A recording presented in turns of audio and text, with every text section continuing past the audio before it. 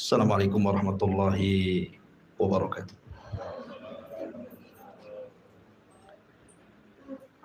Alhamdulillah wassalatu wassalamu ala Rasulillah wa ala alihi wa sahbihi wa mawalah wa la hawla wa la quwwata illa billahi wa ba'du. Alhamdulillah, di malam hari ini kembali kita mengkaji tafsir, dan malam ini kita masuk pada surat baru, surah Al-Fajr. Dalam tertib Al-Quran, surah Al-Fajr itu masuk pada surat yang ke-89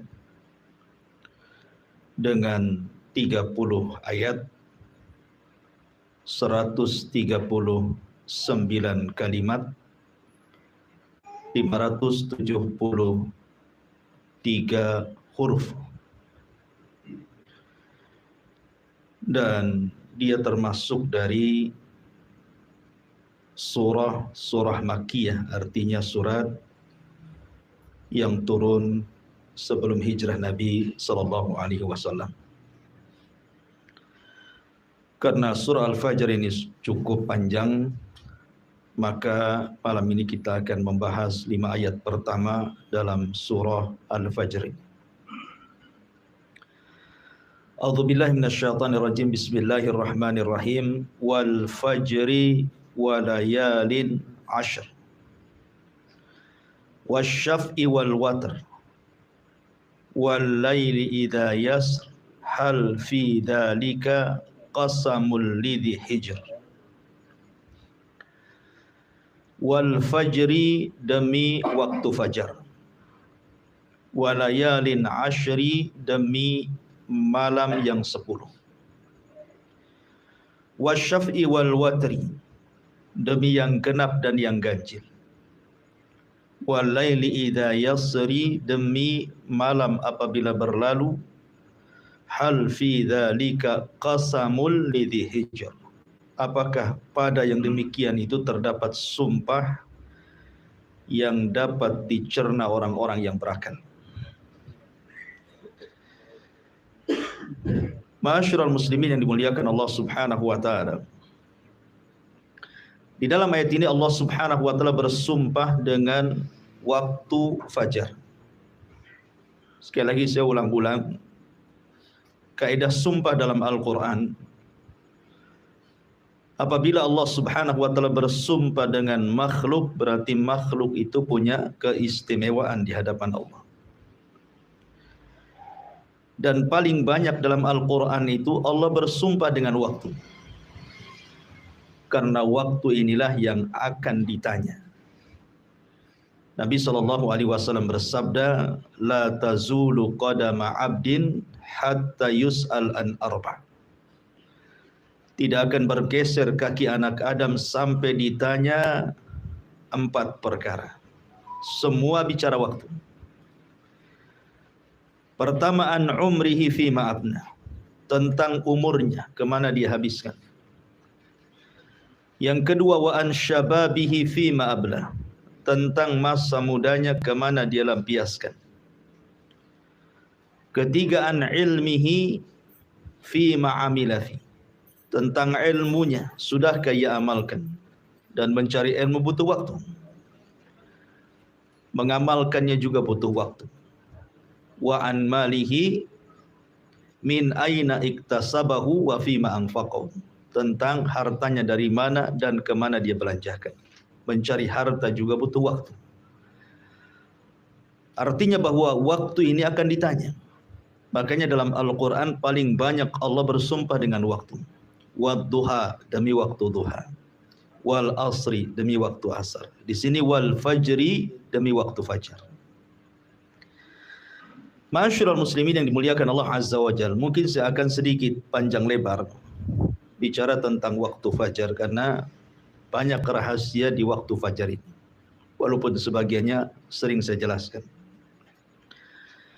Kenapa Allah Subhanahu wa taala sampai bersumpah dengan waktu fajar?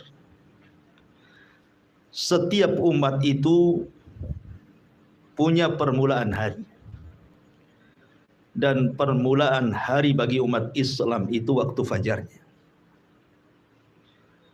Disinilah Allah Subhanahu wa ta'ala pertama kali menurunkan wahyu kepada Rasul di Gua Hira.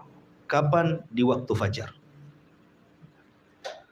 Artinya di waktu inilah Al-Quran pertama kali turun ke dada Rasul. Di waktu ini pula Jibril turun menemui Rasul. Dan di waktu ini pula permulaan kebenaran muncul di tengah-tengah kegelapan jahiliyah. Makanya waktu fajar, waktu yang luar biasa. Di waktu fajar ini pula sejarah bermula masuk Islamnya kalangan jin. Ketika Allah Subhanahu wa ta'ala berfirman, wa id sarafna ilaika nafaran minal jinni yastami'unal qur'ana. Ingatlah ketika kami palingkan kepadamu wahai Muhammad sekelompok dari kalangan jin yang mendengar Al-Quran. Dan dalam surah Jin, Qul uhiya ilayya annahu istama'a nafarun minal jinni faqalu inna sami'na qur'anan ajaba. Dan telah diwahyukan kepadaku bahwa sekelompok jin itu mereka mendengar Al-Quran dan mereka mengatakan dengan Al-Quran itu amanna bih, kami beriman.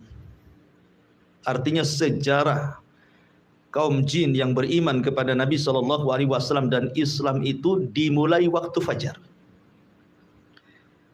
Karena 7 jin nasibin yang dari Yaman itu, yang diutus oleh iblis untuk mencari rahasia kenapa jin tidak bisa naik ke langit. Karena ketika itu difungsikan bintang-bintang untuk melempar syaitan. Rupanya jin yang diutus iblis ini nyasar ke kebun kurma. Dalam riwayat ke pasar ukat. Lah ketika itu Nabi SAW sedang salat fajar. Maka mereka mendengar Al-Quran dan beriman. Jadi waktu fajar awal permulaan bangsa jin beriman. Dan dengan sebab itulah kemudian Islam menyebar di kalangan jin. Ya.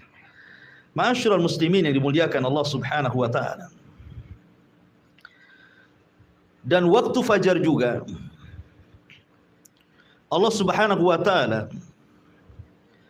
di sini bersumpah dengan kata-kata wal fajri, demi waktu fajar.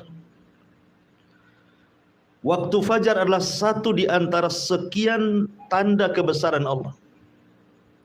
Yang Allah Subhanahu wa ta'ala firmankan, Qul ara'aitum in ja'alallahu alaikumul laila sarmadan ila yaumil qiyamah. Bagaimana pendapat kalian kalau seandainya Allah Subhanahu wa ta'ala jadikan malam itu sepanjang masa sampai kiamat, tidak terbit-terbit fajar? Allah katakan, ailahun ma'allah, apakah di sana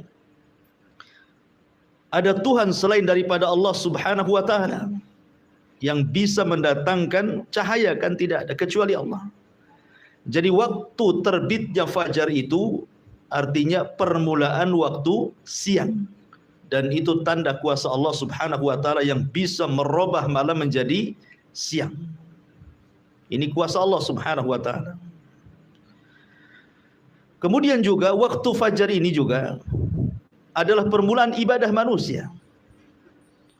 Di mana bagi orang-orang yang berpuasa, setat dia puasa ketika terbit fajar. Sudah tidak boleh makan, tidak boleh minum. Menahan hal-hal yang dilarang bagi orang yang berpuasa. Kemudian juga setat awal salat fajar, yang banyak keistimewaan, nanti saya akan jelaskan. Ma'asyiral muslimin yang dimuliakan Allah Subhanahu wa ta'ala, tentu yang dimaksud fajar di sini, karena fajar kan ada dua ya. Ada fajar kadzib, ada fajar shadiq. Fajar kadzib itu maksudnya fajar dusta. Cahayanya masih ada di langit, belum sampai ke bumi. Tapi kalau fajar shadiq, cahayanya sudah sampai di bumi, menerangi atap-atap, jalan-jalan, gang dan yang sebagainya. Itulah yang kita maksud fajar yang kedua, fajar shadiq. Atau lebih dikenal dengan waktu subuh. Ya. Kita tahu bahwa waktu subuh itu adalah waktul harakah, waktu bergeraknya manusia. Makanya ketika Allah Subhanahu wa taala menyebut kalimat walaili id adbar, kemudian was-subhi idza asfar, ya. Perhatikan kalimat id di sini. Walaili id adbar. Kalimat id dan waktu malam ketika adbar berlalu. Id menggunakan sukun. Tapi ketika Allah Subhanahu wa taala menyebut kalimat subuh, was-subhi idza, menggunakan harakat di sini, fathah. Idza asfar, ketika mulai terang. Kenapa Allah Subhanahu wa taala mensukun kalimat id ketika bicara malam dan membuat harakat idza ketika bicara siang, bicara subuh, permulaan siang? Karena memang malam itu adalah tempat sukun. Apa sih arti sukun itu? Sukun itu artinya tenang. Malam itu tempat tenang, tempat tidak boleh orang bergerak, karena malam itu banyak bahaya yang mengancam. Makanya kita disuruh beristirahat di rumah. Makanya Allah Subhanahu wa taala mengatakan min syarri ghasiqin idza waqab. Kita disuruh berlindung dari malam apabila sudah mulai gelap. Karena kejahatan di malam hari itu banyak sekali. Makanya kita disuruh untuk diam di rumah supaya jangan terkena dengan kejahatan itu. Karena malam itu tempat sukun. Sukun itu artinya tempat tenang, istirahat, gitu ya. Tetapi ketika Allah bicara tentang subuh, tidak menggunakan sukun, tetapi menggunakan harakat.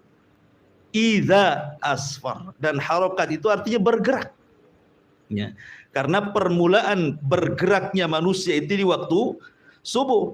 Begitulah Allah Subhanahu wa taala jadikan siang untuk bergerak dan Allah jadikan malam untuk sukun, tenang. Allah katakan wa ja'alna an-nahara ma'asha wa ja'alna al-laila libasa wa ja'alna an-nahara ma'asha, dan kami jadikan malam itu untuk pakaian selimut bagi kalian, sebagaimana Allah jadikan siang itu untuk mencari maisha. Makanya Allah juga membuat suasana dibedakan.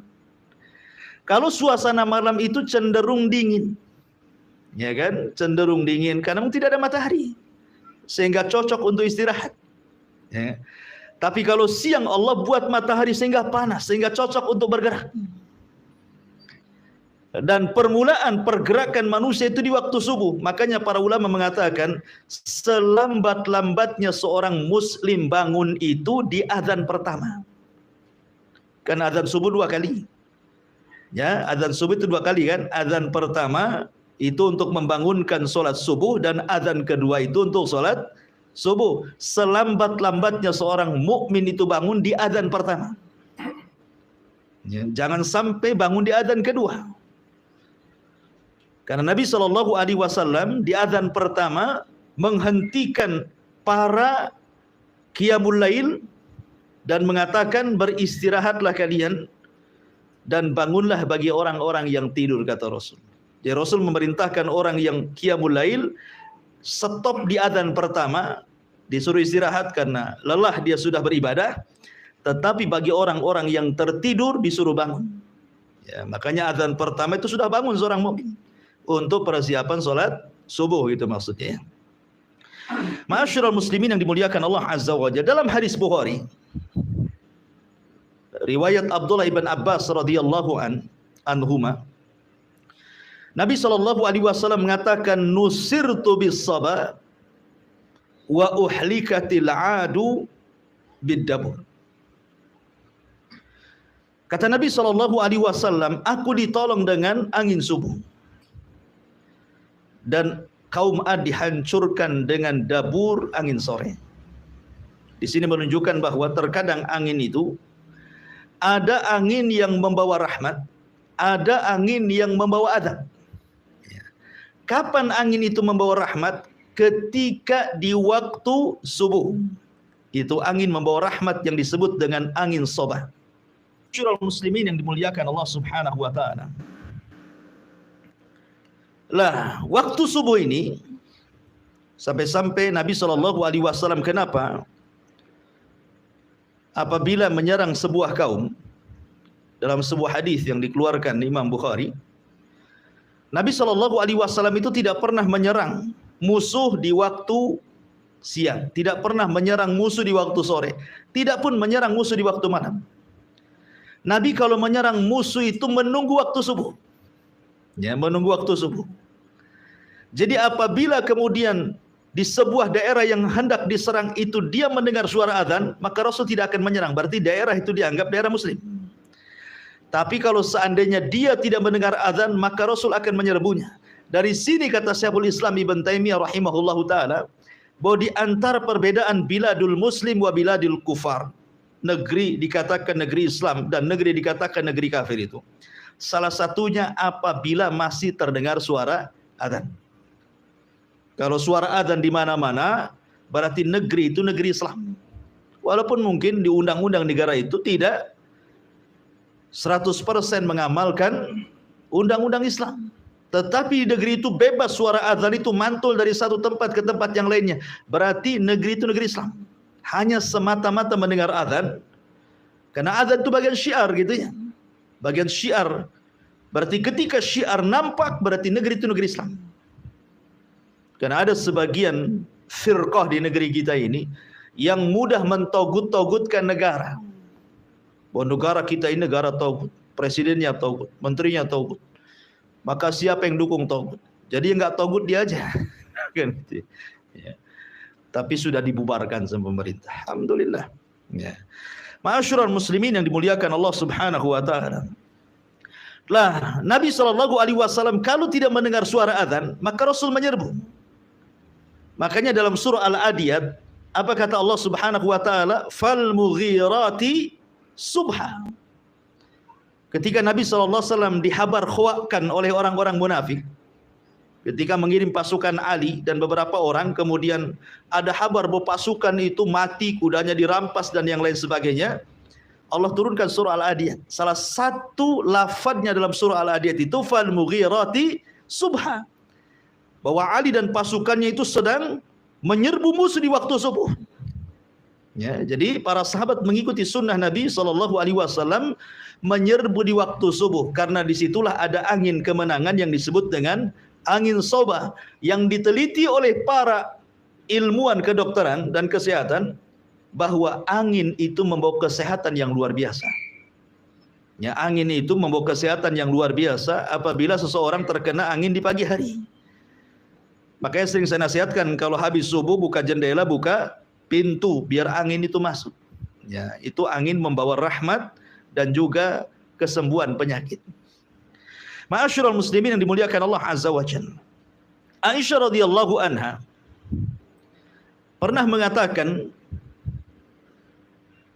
laqad kana an-nabiy sallallahu alaihi wasallam yusallil fajr fatashhadu ma'ahu nisa'un minal mu'minati mutalaffi'atin bimurutihin thumma yarji'na ila buyutihin ma ya'rifuhunna ahadun minal qalas.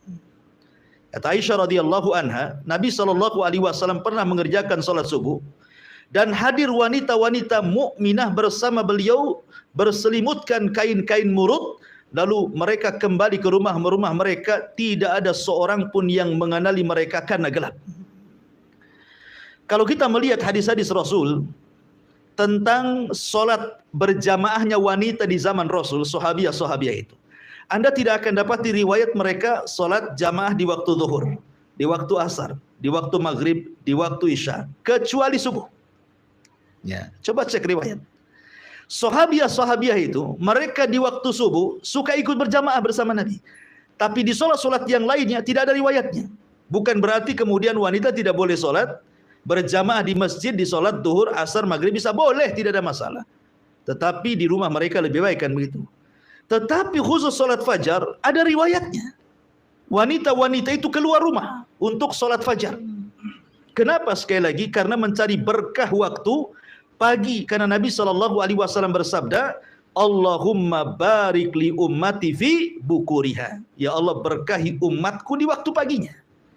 Ya Allah, berkahi umatku di waktu paginya. Makanya mereka keluar mencari berkah sepanjang perjalanan dari rumah itu ke masjid. Ya, makanya rugi kalau seandainya orang-orang yang tidak keluar ke masjid dalam melaksanakan sholat fajar. Itu waktu berkah. Ada angin soba di situ.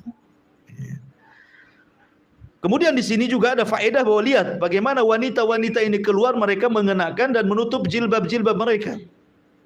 Padahal gelap. Gelap saja mereka pakai jilbab, artinya menutup aurat, apalagi terang gitu ya. Menunjukkan bahwa para sahabiah Nabi SAW teramat sangat malu kepada diri mereka. Gelap-gelap pun mereka pakai menutup aurat semuanya. Apalagi tidak gelap gitu ya. Ya, sekarang terbalik gitu. Gelap makin dibuka, terang pula ditutup. Ya. Ma'asyiral muslimin yang dimuliakan Allah Azza wa Jalla. Ini secara umum keutamaan waktu fajar. Ya. Kemudian juga waktu fajar ini kalau kita melihat sejarah, Fir'aun itu dihancurkan di waktu fajar. Di tanggal 10 Muharram di waktu fajar, Fir'aun itu ditenggelamkan. Tenggelamkan oleh Allah Subhanahu wa taala, disaksikan oleh Musa dan Bani Israel. Makanya ketika Musa melihat Fir'aun ditenggelamkan di waktu fajar, dia berpuasa sebagai bentuk syukurnya. Makanya ketika Rasul kemudian hijrah dari Mekah ke Madinah, melihat orang-orang Yahudi sedang berpuasa di tanggal 1 Muharram, di tanggal 10 Muharram itu, kata Rasul, "Ini puasa apa kalian?" Maka orang-orang Yahudi mengatakan, "Kami berpuasa dalam rangka menghormati Nabi kami Musa karena diselamatkan dari kejaran Fir'aun yang ditenggelamkan kapan? Di waktu fajar di tanggal 10 Muharram." Makanya Musa berpuasa, kami pun berpuasa. Maka Rasul mengatakan, "Nahnu atau ana ahaqqu bi Musa." Saya lebih berhak menghormati Musa dibandingkan kalian. Maka Rasul pun kemudian berpuasa tanggal 10 Muharram dan memerintahkan sahabatnya untuk berpuasa, dan inilah puasa wajib pertama dalam Islam sebelum ada puasa Ramadan. Tanggal 10 Muharram, ya kan? Ma'asyiral muslimin yang dimuliakan Allah Azza wa Jalla, adapun keutamaan yang luar biasa salat fajar itu. Orang yang bangun di waktu fajar, maka dia hakikatnya telah keluar dari ejekan dan olokan syaitan. Disebutkan dalam hadis Nabi SAW, apabila seorang mukmin itu tidur di malam hari, maka syaitan akan datang dan akan memberikan was-was. Makanya kita berlindung dari was-was syaitan. Min syarri al-waswasil khannas, ya. Dari was-was yang ditimbulkan oleh syaitan dari kalangan jin. Apa was-wasnya? Maka syaitan akan datang kepada orang yang tidur itu, kemudian mengencingi telinganya. Setiap dia kencingi telinganya, maka dia akan memberikan was-was dan mengatakan, "Lailun tawilun farkud," kata syaitan itu.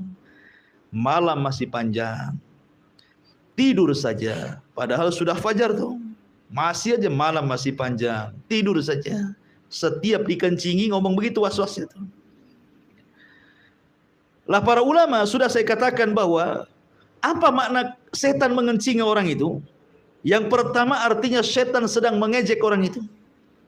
Coba bayangkan dikencingi, apa enggak diejek itu? Kita saja diludahi, sakit hati kan itu, apalagi sampai dikencingi itu muka kita. Setan hari-hari mengencingi telinga kita, ini ejekan setan kepada kita.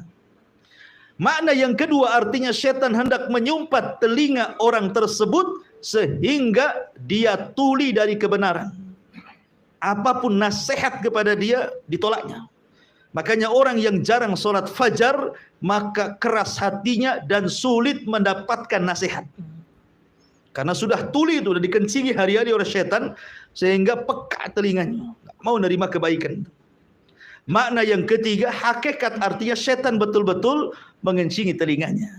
Maka orang yang bangun di waktu fajar, pertama dia berzikir setelah bangun, maka hilang satu ikatan, ya. Kemudian dia pun berwudu, maka hilang dua ikatan. Kemudian dia pun sholat fajar, maka hilang tiga ikatan.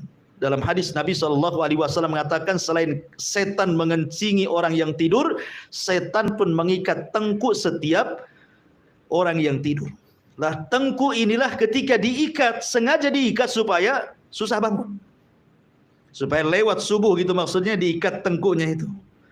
Terkadang dimimpikan oleh syaitan supaya orang ini tidak bangun. Makanya ketika dia terbangun hilang satu ikatan. Ketika dia berwudu hilang dua ikatan. Ketika dia sholat hilang tiga ikatan. Kata Nabi SAW, maka orang ini akan menjadi tayyibun nafsi, nasyatan.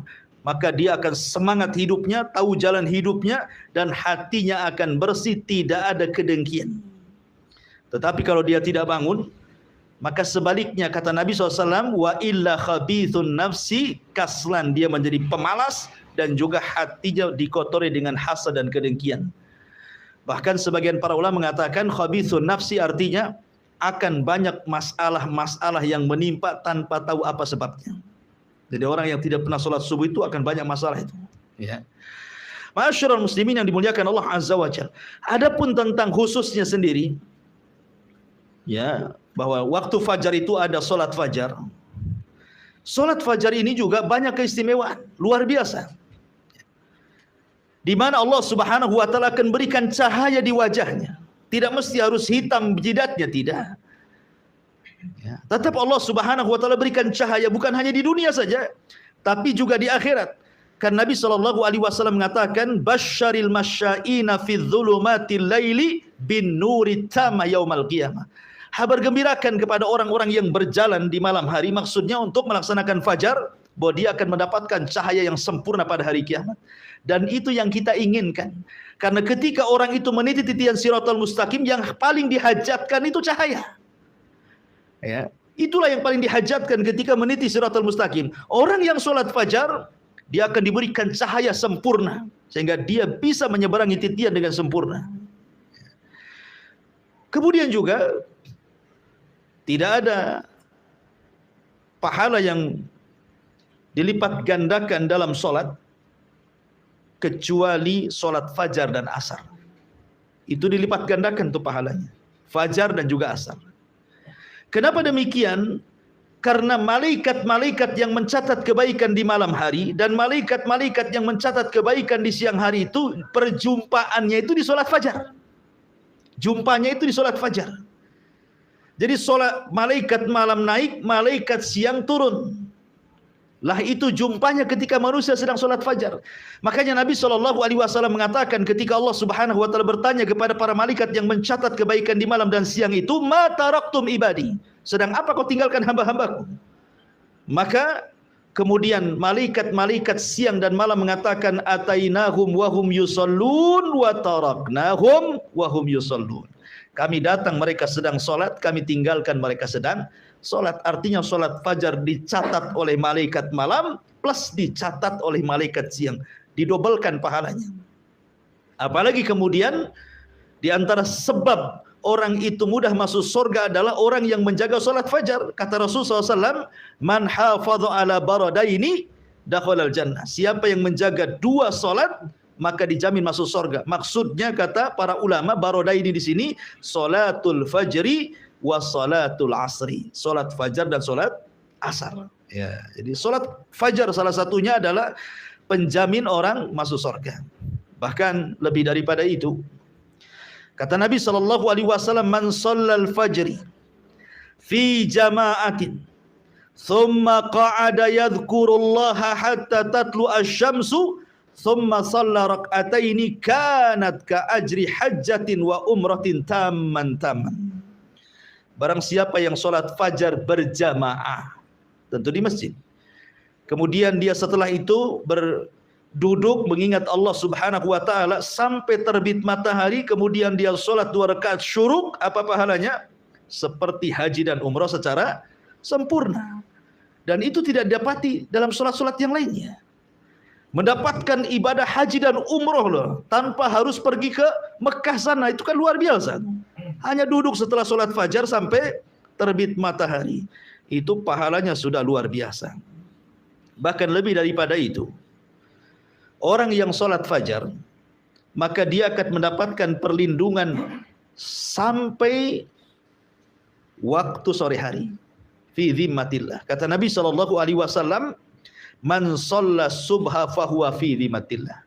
Barang siapa yang sholat subuh, bahkan satu hari itu dia mendapatkan jaminan perlindungan Allah. Artinya kalau dia sholat subuh, betul-betul sholat subuh, berarti tidak perlu takut dalam siang itu. Tidak perlu takut dari orang yang hasad apabila hasad. Tidak perlu orang takut apabila orang sedang menyihir apabila dia menyihir. Tidak perlu orang takut apabila orang sedang dengki, sedang menzalimi, dan begitu seterusnya. Karena orang ini mendapatkan naungan dan perlindungan Allah. Kalau dia betul-betul melaksanakan sholat subuh. Ini jaminan loh dari Nabi SAW. Man shalla subha fahuwa fi dhimmatillah. Barang siapa yang sholat subuh berarti satu hari itu dia dalam lindungan Allah Subhanahu wa ta'ala. Bahkan kata para ulama, min fadli salatil fajri fi waqtiha annaha tajlibur rizqal wasi'. Bahwa orang yang sholat subuh pada waktunya, maka hakikatnya dia sedang membentangkan rizkinya yang luas. Makanya Nabi SAW tadi sudah saya singgung, doanya adalah Allahumma barik li ummati fi bukuriha. Ya Allah, berkahi umatku di waktu paginya. Makanya lihat para sahabat Nabi SAW ketika mereka meninggalkan sholat subuh pada waktunya, walaupun satu kali seumur hidupnya, itu menjadi penyesalan sampai wafatnya. Itu sahabat Nabi itu. Jadi dia tidak sholat subuh pada waktunya satu kali seumur hidupnya, tapi menjadi penyesalan sampai wafatnya. Anas bin Malik radhiyallahu anhu yang pernah saya ceritakan, ketika menyerbu satu daerah di bawah kekuasaan Persia, namanya Tustar. Kota terbesar juga di bawah kekuasaan Persia. Di zaman Umar bin Khattab radhiyallahu anhu, Umar mengutus para sahabat untuk menaklukkan Tustar. Subhanallah. Orang-orang Persia sama dengan orang Yahudi suka membuat benteng. Sehingga untuk menghancurkan benteng itu sulit banget, ya. Sehingga para sahabat kewalahan sampai sebulan, 2 bulan, 1 tahun, 1 tahun lebih, sampai 1 tahun setengah loh, untuk merobohkan benteng itu tidak bisa. Karena musuh itu selalu memanah menombak dari atas, sehingga tidak bisa mendekati benteng. Sampai 1 tahun setengah loh. Bayangkan pengepungan yang cukup lama itu bisa membuat kekalahan loh. Karena namanya orang ngepung itu perlu biaya, perlu makan, perlu istirahat, dan begitu seterusnya kan gitu. Tapi Allah Subhanahu wa ta'ala takdirkan benteng itu roboh di waktu fajar. Subhanallah. Benteng itu roboh di waktu fajar.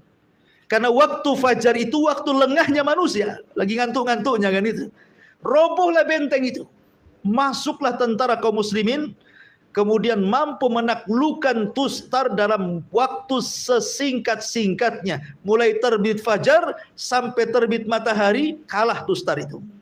Padahal ngepungnya 1 tahun setengah tuh. Gitu ya. Naklukannya hitungan jam. Setelah kemudian para sahabat menaklukkan Tustar dan matahari sudah terbit, baru kemudian mereka sholat subuh. Setelah matahari meninggi. Artinya mereka sholat subuh di luar waktu. Dan ini pernah dilakukan Rasul ketika perang Ahzab. Kan Rasul harus menjaga parit. Sebab kalau tidak dijaga, musuh itu akan meloncat dengan kuda-kuda mereka. Sehingga Rasul tidak bisa meninggalkan untuk melaksanakan sholat. Meleng aja sedikit, kuda masuk. Makanya Rasul harus terus fokus gitu ya. Sampai akhirnya di waktu maghrib. Rasul dan sahabat belum sholat asar. Ketika datang waktu maghrib, baru Rasul dan sahabat sholat asar. Artinya Rasul pun pernah melaksanakan sholat di luar waktu karena peperangan kan itu. Anas bin Malik radhiyallahu an apabila disebutkan perang Tustar selalu menangis. Kenapa? Sampai ditanya, bukankah perang Tustar Allah menangkan? Kenapa engkau menangis, wahai Anas? Kata Anas bin Malik radhiyallahu an, aku tidak menyesali perang Tustar. Itu kemenangan dan kebahagiaan dan nikmat Allah yang Allah anugerahkan kepada kita kaum muslimin. Tapi aku menangis apabila disebutkan perang Tustar karena ketika itu aku tidak sholat subuh pada waktunya melainkan setelah terbit matahari. Dan itu menjadi penyesalan Anas ibn Malik sampai wafatnya.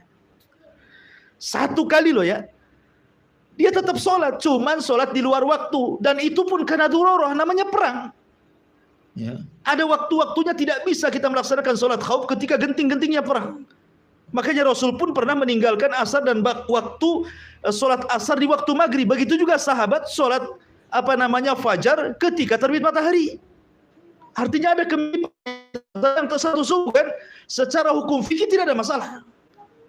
Anas bin Malik radhiyallahu anhu dan bagi para sahabat yang lain bahwa sholat tepat waktu itu, apalagi sholat fajar, itu sesuatu yang berharga bagi mereka. Jangankan sholat wajibnya, sholat sunnahnya saja lebih baik dibandingkan dunia dan isinya, kan itu. Rakaatai al-fajri khairun minad dunya wa ma fiha. Sholat rakaat fajar saja lebih baik dibandingkan dunia dan isinya. Yang namanya dunia dan isinya kan macam-macam. Ada mobil, ada rumah mewah, ada tanah, macam-macam ya. Tapi tidak lebih baik daripada 2 rakaat sunnah fajar. Kalau 2 rakaat sunnah fajar saja itu segitu pahalanya, gimana subuhnya? Yang merupakan kewajiban Allah Subhanahu wa taala. Makanya kenapa salat sunnah 2 rakaat fajar itu disebut rakaataini khafifataini, 2 rakaat yang diringankan. Tidak boleh panjang-panjang. Ya.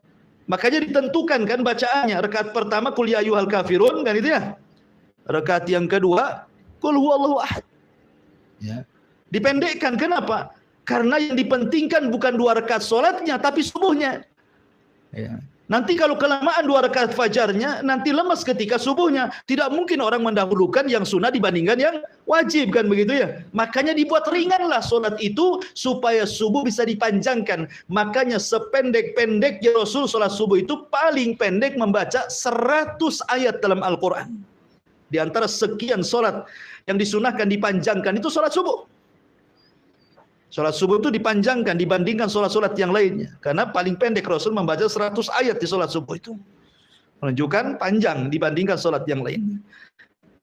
Ma'asyiral muslimin yang dimuliakan Allah Azza wa Jalla. Apalagi yang lebih hebat dibandingkan itu. Orang yang menjaga sholat fajar, ikhwan, itu akan mendapatkan kenikmatan yang paling besar dari semua nikmat yang ada di dunia dan semua nikmat yang ada di surga. Dia akan mendapatkan kenikmatan yang lebih besar dibandingkan semua nikmat yang ada di bumi. Bahkan semua nikmat yang ada di sorga. Apa itu? Ru'yatullah, memandang wajah Allah. Ketika Nabi SAW berkumpul bersama para sahabatnya, kemudian melihat bulan purnama. Apa kata Rasulullah? Kata Nabi SAW, innakum satarawna rabbakum kama tarawna hadzal qamar la tudamuna fi ru'yatihi fa istata'tum alla taghlibu ala salati qabla tulu'i syamsi wa qabla ghurubiha faf'alu, kata Rasulullah. Kalian akan melihat Rabb kalian sambil melihat bulan, kata Rasul. Kalian akan melihat Rabb kalian seperti kalian melihat bulan itu. Tidak berdesak-desakan. Ya kan? Kalau lihat bulan kan enggak berdesak-desakan kan? Karena tinggal nengok aja ke atas nampak bulan kan itu. Rasul ingin menyamakan cara melihat, bukan Allah seperti bulan, bukan, cara melihat. Ya. Kemudian kata Nabi SAW, kalau kalian ingin, ya, alla taglibu ala salati qabla tulu'il fajri wa qabla ghurubihi faf'alu. Kalau kalian ingin melihat Allah Azza wa Jalla, ya, maka jangan pernah terkalahkan untuk melaksanakan salat sebelum terbit matahari, maksudnya subuh, dan sebelum terbenam matahari waktu, artinya salat asar. Bahwa orang yang menjaga 2 salat ini sebab terbesar kita mendapatkan kenikmatan yang jauh lebih nikmat dibandingkan surga itu sendiri, apalagi nikmat dunia berupa ru'yatullah azza wajalla, melihat dan memandang wajah Allah Subhanahu wa taala. Ma'asyiral muslimin yang dimuliakan Allah Subhanahu wa taala. Kemudian juga waktu fajar ini salah satunya adalah salatul fajri taqi min adzabillahi wa ghadabi wa iqabi. Bahwa salat fajar itu bisa menghindarkan dari azab Allah, kemarahannya, bahkan iqabnya. Dan salatul fajar min asbabin najati minan nar. Salat fajar itu diantara penyebab seseorang terhindar dari neraka. Tentu ada beberapa perkara yang membantu kita untuk bangun di waktu fajar. Secara global ada 5. Yang pertama, jangan lupa baca doa sebelum tidur. Karena itu hal yang bisa membangunkan kita di akhir malam. Kemudian yang kedua, jangan bermaksiat sebelum tidur. Karena maksiat itu yang membuat orang tidak bisa bangun di waktu subuh. Kemudian yang ketiga, berusaha untuk membayangkan keistimewaan solat fajar. Yang sudah saya jelaskan. Bahwa kalau bangun di solat fajar itu waktu yang sangat istimewa. Orang kalau sudah tahu keutamaannya pasti ingin mengejarnya. Maka rasakan keutamaan solat fajar supaya mudah bangun. Kemudian yang keempat, al-hirsu ala nafsi sifatil munafiqin ala nafsi. Berusaha kalau saya tidak bangun subuh berarti ada sifat munafik dalam dada saya. Saya tidak hendak jadi munafik. Maka dia akan berusaha untuk bangun. Kemudian yang terakhir tentu kita bisa minta tolong kepada, kalau yang sudah punya istri atau pasangan, atau kita bisa minta tolong pada handphone gitu ya, dibuat alarm gitu ya, supaya mudah bangun. Makanya di sini karena sedemikian rupa pahala ibadah di waktu fajar ini, dan waktu fajar sendiri adalah waktu yang sangat istimewa, makanya Allah Subhanahu wa taala bersumpah wal fajri, demi waktu fajar. Ini yang pertama. Kemudian Allah mengatakan walayalin ashri. Layalin ashri. Ada 4 penafsiran. Layalin ashri, malam yang 10 itu apa saja? Yang pertama, malam yang 10 itu artinya menurut saya Imam Ibnu Utsaimin rahimahullahu taala, dan ini yang dikuatkan pendapatnya oleh beliau, maksudnya malam 10 di sini artinya 10 malam akhir Ramadan. Tanggal 20 Ramadan sampai selesai disebut Ashrul Awakhir, malam-malam akhir Ramadan. 10 awal Ramadan. Kenapa Allah Subhanahu wa taala jadikan sumpah? Karena di 10 malam akhir Ramadan terdapat malam terbaik dalam setahun yang disebut dengan Lailatul Qadar. Makanya dijadikan sumpah walayalin ashri. Ini satu pendapat. Pendapat yang kedua, maksudnya layalin ashri di sini artinya 10 awal bulan Dzulhijjah. Diitlakkan malam mencakup siang. Ya, jadi kalimat malam tidak mesti harus malam, bisa juga disebut siang, karena dalam bahasa Arab ini terkadang kalimat yang sama, contoh namanya baina likulli adzanaini salatun. Baina kulli adzanaini salatun. Di antara dua adzan itu ada salat. Maksudnya adzan yang pertama adzan yang kita ma'ruf, adzan yang kedua maksudnya qomat gitu ya. Jadi apabila disebut malam itu juga mencakup siang. Makanya ketika para ulama membahas ada enggak qobliyah Jumat? Ada enggak hukum qobliyah Jumat? Ya. Menjadi khilaf para ulama. Ada yang mengatakan ada qobliyah Jumat. Berdalil dengan setiap 2 adzan itu ada salat di situ. Maksudnya adzan dan qomat. Mereka berdalil dengan dalil ini. Tetapi bukan qobliyah yang dimaksud para ulama. Jadi yang membolehkan qobliyah Jumat itu bukan artinya salat rawatib, bukan. Bukan salat rawatib kayak ba'diyah qobliyah, bukan. Maksudnya hadis di antara 2 adzan itu salat, maksudnya salat nafilah. Salat sunnah, gitu maksudnya ya. Jadi antum boleh salat di antara 2 adzan, ya. Kalau mamanya untuk menghindari fitnah kan gitu. Kita di mana? Kadang-kadang kalau kita duduk terfitnah pula kan. Jadi kita melaksanakan sholat sebelum Jumat itu bukan rawatib, ingat ya, bukan rawatib, tetapi sholat sunnah. Dalilnya ini di antara 2 adzan itu ada sholat maksudnya ya. Dan adzan pertama, adzan itu ya adzan yang kedua itu maksudnya qomat.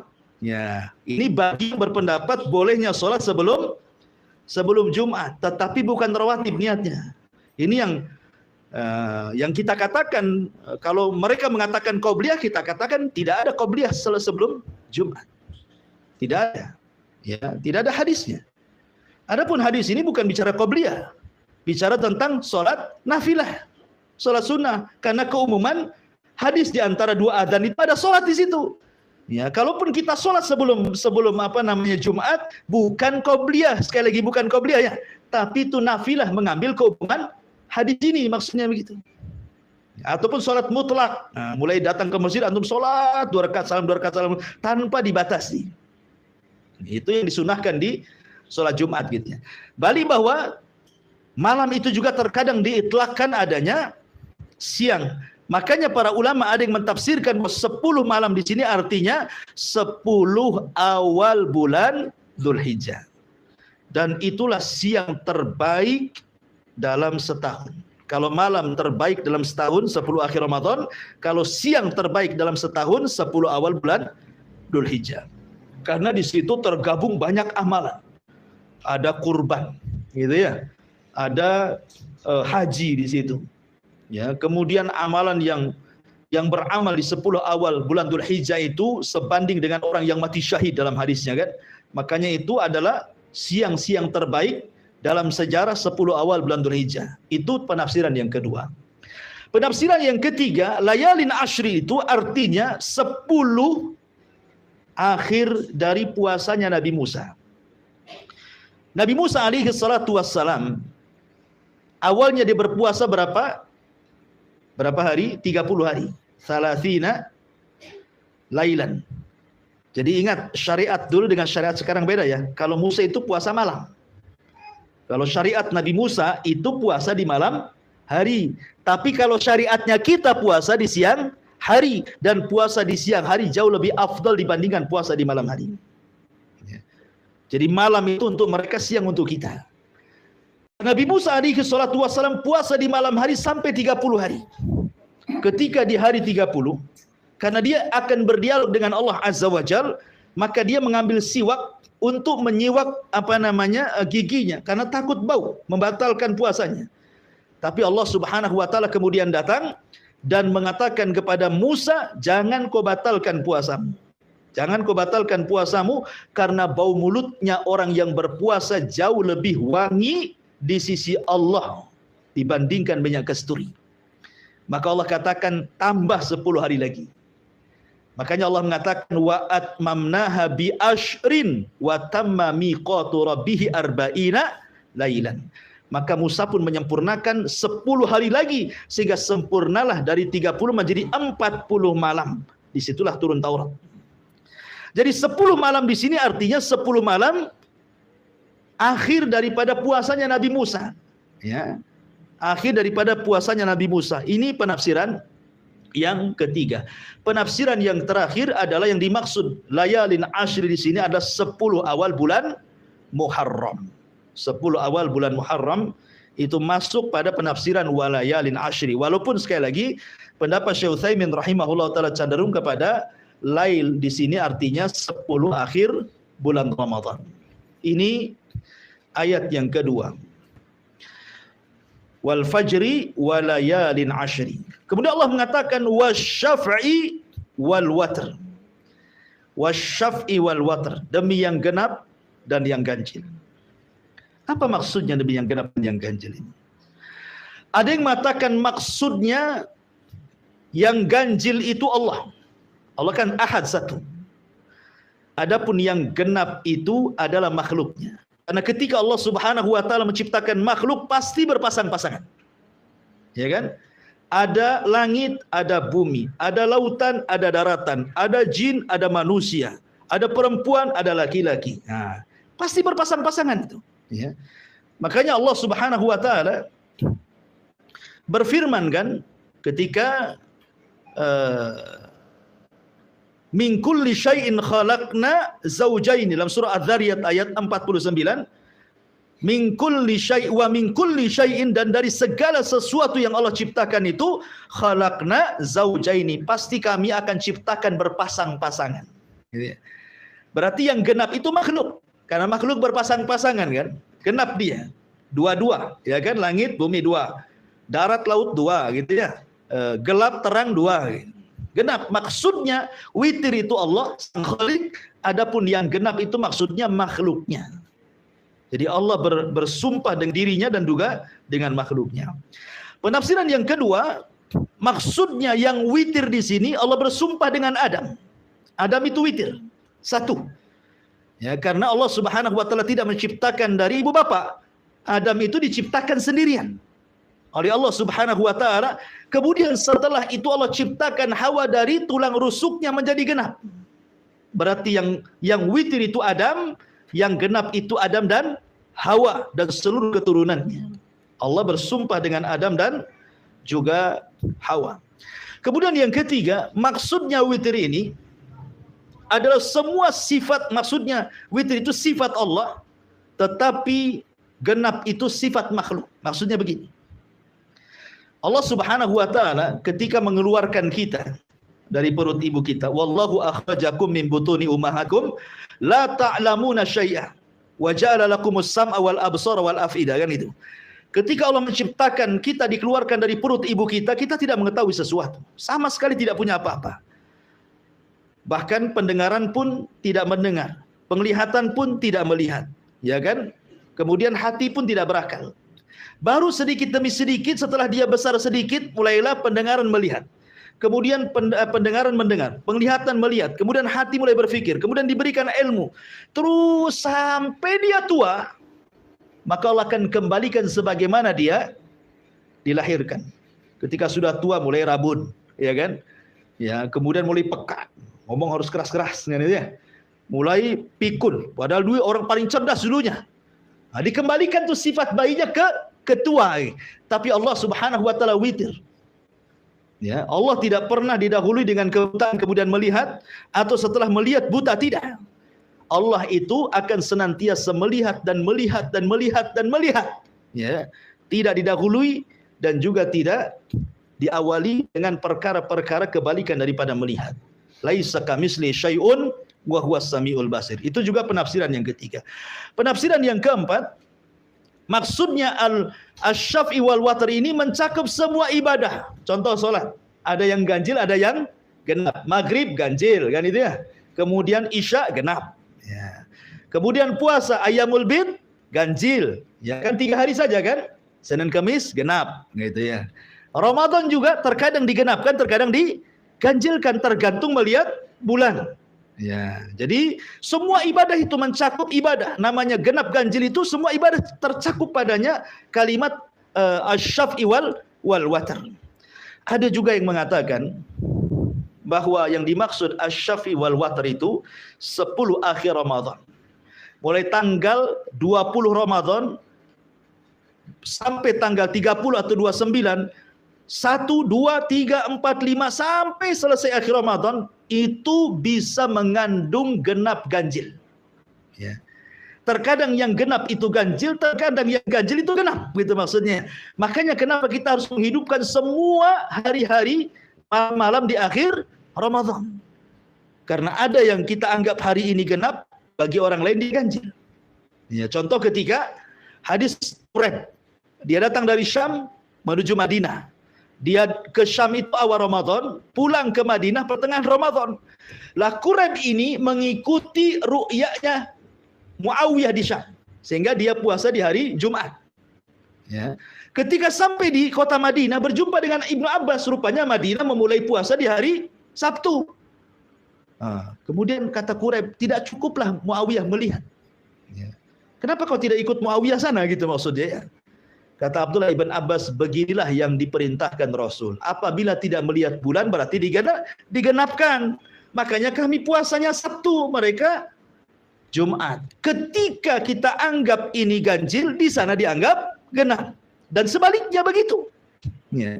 Jadi ada yang mentafsirkan juga seperti itu. Itulah wasyaf'i wal watr. Kemudian Allah mengatakan wal laili idza yasri, dan demi malam apabila telah berlalu. Maksudnya apabila malam itu masuk meninggalkan siang dan masuk waktu malam. Maksudnya di sini ada yang mentafsirkan bahwa kapan itu malam? Ada yang mengatakan malam itu dimulai dari waktu asar. Malam itu dimulai dari waktu asar. Ada juga yang berpendapat malam itu dimulai waktu maghrib.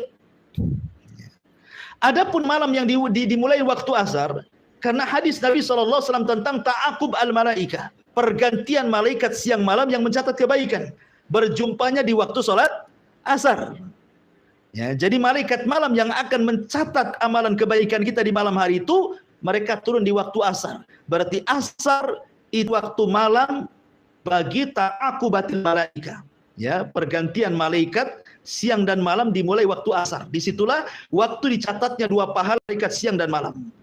Makanya sebagian ulama mengatakan malam itu dimulai waktu asar. Berarti kalau kita cerita tentang i'tikaf, berarti masuknya di waktu asar. Ketika kita bicara tentang Lailatul Qadar, berarti Lailatul Qadar itu dimulai di waktu asar. Gitu maksudnya. Bagi pendapat ini. Ya. Pendapat yang kedua, tidak, malam itu di waktu maghrib. Ketika terbenam matahari itulah malam. Ya, itulah malam gitu. Jadi ada dua pendapat tentang apa itu malam. Ya, malam itu maksudnya setelah maghrib, karena disitulah ada waktu sholat maghrib. Nanti terus ke malam lagi ada isya, ke malam lagi ada witir, ya setelah isya sampai sepertiga malam sampai subuh. Jadi banyak amalan di malam hari. Dan saya sudah jelaskan bahwa ibadah di malam hari lebih afdal dibandingkan ibadah di siang hari. Ya, makanya Allah jadikan sumpah malam itu dalam suratul Fajr. Kemudian yang paling utama tentu di malam hari adalah 10 akhir atau sepertiga akhir malamnya. Kan malam itu kan ada permulaan, ada pertengahan, ada akhir. Yang paling utama dari malam itu adalah akhir malam, sepertiga malam akhir. Disinilah rahasia rizki, rahasia berkah, rahasia umur, rahasia macam-macam di sini. Ya, ketika Allah turun ke langit dunia, kemudian mengatakan siapa yang minta ku kasih, siapa yang berdoa ku kabulkan, siapa yang minta ampun ku ampuni. Maka kalau orang bangun di sepertiga malam, mintalah sesuatu yang akan berlalu setelah terbit fajar sampai terbenam matahari kembali. Disitulah rahasianya, ya, di sepertiga malam akhir. Dan yang terakhir Allah mengatakan di sini, hal fi dzalika qasamul lidzi hijr. Apakah pada yang demikian itu terdapat sumpah yang dapat diterima orang-orang yang berakal? Tentu orang yang berakal akan memanfaatkan hal-hal yang sudah saya jelaskan di sini. Ya, betapa banyak keutamaan waktu fajar, 10 malam, ya kan? Kemudian asy-syafi wal watr dan ibadah-ibadah di malam hari. Tentu kalau dia berakal akan mengambil pelajaran dari itu semuanya. Kecuali orang yang tidak berakal tentu tidak akan mengambil dari sumpah-sumpah Allah yang 4 ini. Wallahu alam, ini di antara surah Al-Fajr ayat 1 sampai 5. Insyaallah kita lanjutkan di minggu depan surat Al-Fajr lanjutannya. Taib, sebelum saya tutup, kalau ada yang mau bertanya silakan.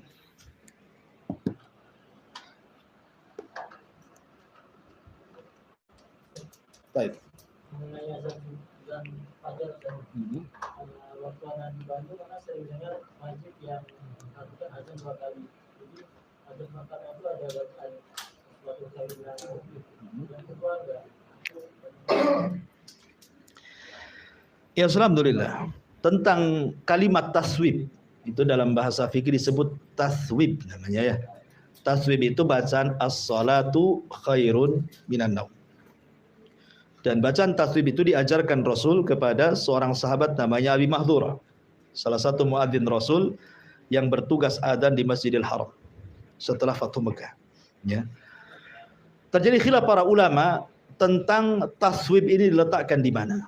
Apakah di adzan pertama ataukah di adzan kedua? Sekali lagi ini khilaf panjang sebenarnya. Tidak mungkin saya bentangkan ya karena juga perlu pembahasan. Memang ada sebagian para ulama mengatakan taswib itu di adzan pertama. Di adzan pertama maksudnya sebelum adzan subuh. Ya. Tapi ada juga yang mengatakan bahwa riwayatnya tidak kuat sehingga taswib itu dikembalikan kepada adzan subuh. Maksudnya ya ma'ruf adzan subuh as-salatu khairu minan naum.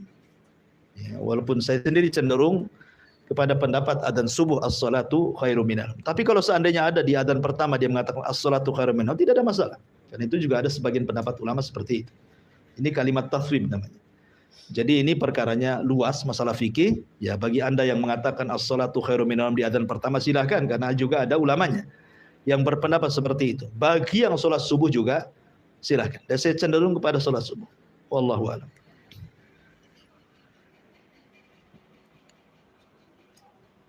Kira-kira jaraknya berapa lama?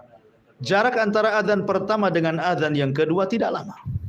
Kata Nabi SAW, makanlah, minumlah sampai terdengar adzannya Abdullah ibn Umi Maktum.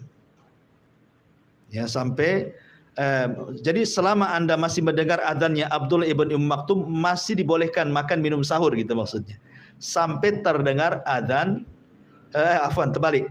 Kalau masih mendengar adzan Bilal kan adzan pertama. Abdullah ibn Maktum itu adzan kedua, karena Abdullah ibn Maktum kan orang buta. Ya, dia tidak tahu fajar kan karena tidak melihat. Kecuali kalau Bilal menyuruh dia adzan baru adzan. Makanya Abdullah ibn Maktum itulah dia adzan subuh kalau Bilal adzan pertama. Kata Rasul, selama engkau masih mendengar adzan Bilal, boleh makan, boleh minum. Ya, sampai kau mendengar adzannya Abdullah ibn Maktum, maka tahan, karena itu sudah adzan subuh. Dan dalam hadis Zaid, ketika Nabi SAW ditanya soal jarak antara sahur dia dengan azan subuh berapa? Seperti membaca 50 ayat Al-Quran. Ya, mungkin boleh juga ini jadikan standar bahwa dari azan pertama dengan azan kedua itu ya sekitar bacaan 50 ayat dalam Al-Quran. Tidak lama, jangan lama-lama. Jam subuh, jam 3 azan pertama ya tidur lagi. Itu kan gunanya untuk membangunkan sholat subuh. Jadi mendekati waktu subuh. Ya, kalau jam 3 itu ya untuk sholat malam namanya. Nanti 3 kali pula azan. Gitu. Tetapi ini namanya sunnah mahjurah, ya, sunnah yang banyak ditinggalkan.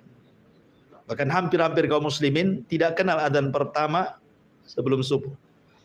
Bahkan kalau kita di sini mungkin sebagian kita aneh kalau ada orang yang azan pertama sebelum subuh ini. Jadi kiranya orang yang azan itu ngelindur. Bangun tidur ngelindur langsung ambil mic. Kan itu ya. Padahal yang ngelindur itu, yang ngomong ngelindur itu yang tidak paham bahwa itu diantara sunnah Nabi SAW. Taib, ini di YouTube ada pertanyaan dari Habibi Sidoarjo. Masya Allah, orang Sidoarjo nonton. Assalamualaikum Ustaz, saya ingin bertanya bagaimana dengan waktu hujan? Ustaz, apakah bisa mengundang bala atau rahmat Ustaz? Dan apakah ada ciri-cirinya Ustaz? Ya bismillah, alhamdulillah. Hujan itu adalah rahmat, tetapi bisa menjadi bala. Sebagaimana ada seorang Arab Badui datang kepada Rasul sedang khutbah Jumat. Bayangkan Rasul sedang khutbah Jumat, namanya Badui. Tiba-tiba kemudian orang ini langsung ngomong, ya Rasulullah, ya desa kami hancur, paceklik, kepanjangan, tanah belah dan begitu seterusnya. Hewan kami kelaparan, kami pun kelaparan. Berdoalah kepada Allah untuk dihujani. Maka Nabi SAW langsung berdoa. Tiba-tiba turun hujan 1 minggu. Banjir gak karu-karuan. Tadi minta hujan jadi banjir hujannya. Karena gak berhenti-berhenti hujannya. Jadi banjir. Bukannya bawa rahmat, bawa bala jadinya. Minggu depannya dia datang kepada Nabi SAW. Dan mendoakan, ya Rasulullah hujan kegedean. Kata, banjir desa kami itu. Tolonglah hentikan, berdoalah kepada Allah. Maka Rasul berdoa kepada Allah. Dan mengatakan, Allahumma Allahumma hawalaina wala alaina. Allahumma alal akam wal ajda ila akhir hadis lah pokoknya. Lupa lafadznya. Ya Allah, pindahkan hujan itu bahasanya. Pindahkan ke bukit-bukit, pindahkan ke gunung-gunung, ke tempat-tempat yang banyak pohonnya. Ya. Jadi ada doanya untuk memindahkan bala supaya hujan itu tidak menjadi azab dan menjadi rahmat. Ada doanya. Seperti Nabi SAW berdoa seperti itu. Allahumma hawalaina wala alaina. Ya Allah, jangan sampai hujan ini menjadikan adab kepada kami, jadikan rahmat kepada kami. Ya Allah, pindahkan hujan ini ke bukit-bukit, ke gunung-gunung gitu ya. Jadi ada, ya tidak semua, banyak kita lihat, kita saksikan saja kalau di Jakarta itu di YouTube atau di TV itu kan sampai banjir masuk ke rumah sampai 1 pusar. Ya, masih untung kalau tingkat rumahnya, kalau nggak tingkat yang ngungsi lah dia. Ya, terkadang bisa menjadi bala, terkadang juga menjadi rahmat. Ya, rahmat dari Allah Subhanahu wa taala. Tapi hujan itu walaupun dicela, ya tetap saja hujan. Dia makhluk Allah Azza wa Jalla. Nggak peduli dengan celaan kita. Ya. Maka jangan pernah mencela hujan. Tetapi berdoalah kepada Allah agar hujan ini dipindahkan ke tempat lain. Jangan dicela. Ya. Karena dia makhluk Allah. Allah yang memerintahkan seperti matahari. Kan ada orang yang mencela matahari. Ketika tidak ada hujan, matahari masih dicela saja. Panas katanya. Kapan hujan? Sekali hujan, kapan panas? Matahari dicela, tetap saja dia begitu. Karena matahari itu terbit ke atas dasar perintah Allah. Ya. Maka kita tidak boleh mencela hujan, mencela matahari, mencela itu semua sama dengan mencela yang menciptakannya Allah Subhanahu wa taala. Wallahu a'lam. Iya. Tadi bilang kalau angin fajar itu angin sehat, angin sore angin tidak sehat. Dan jadi kalau angin sore itu kalau dalam ilmu fisika itu musim tenggara dan musim selatan. Kalau memang setiap angin sore itu tidak sehat. Tidak, maksudnya ada angin-angin yang membawa azab sekali-kali, ada yang membawa rahmat. Angin soba itu kan angin yang bertolak dari arah timur ke barat. Ya kan? Angin pagi itu angin yang bertolak dari timur ke barat. Itu disebut soba, angin soba namanya. Itu memang ada nasnya. Ya, Nabi SAW memanfaatkan angin ini untuk peperangan dan selalu dimenangkan dalam perangnya. Ya. Dan memang secara ilmu kesehatan memang pagi segar, sehat. Orang olahraga pagi memang segar. Makanya para sahabat di zaman Rasul memang mereka sambil jalan di rumah, pulang lagi sambil olahraga. Ya. Dan tidak diceritakan asar atau maghrib mereka keluar kan itu. Tapi apakah setiap angin sore itu adab? Tidak. Ya, tidak semua angin itu azab rahmat, tidak. Ya, tetapi kalau nasnya di angin pagi memang jelas, ya. Tapi kalau di angin sore ini kan Rasul menceritakan kaum Ad. Kaum Ad itu dihancurkan dengan angin dabur, angin sore ya. Apakah setiap angin sore itu penyakit? Tidak juga kan gitu ya. Kadang-kadang bawa rahmat, kadang-kadang bawa azab. Ya, tergantung kehendak Allah Subhanahu wa taala. Wallahu a'lam. Baik. Saya kira cukup. Subhanakallah bihamdika asyhadu an la ilaha illa anta astaghfiruka wa atubu ilaik. Allahu ta'ala. Assalamualaikum warahmatullahi wabarakatuh.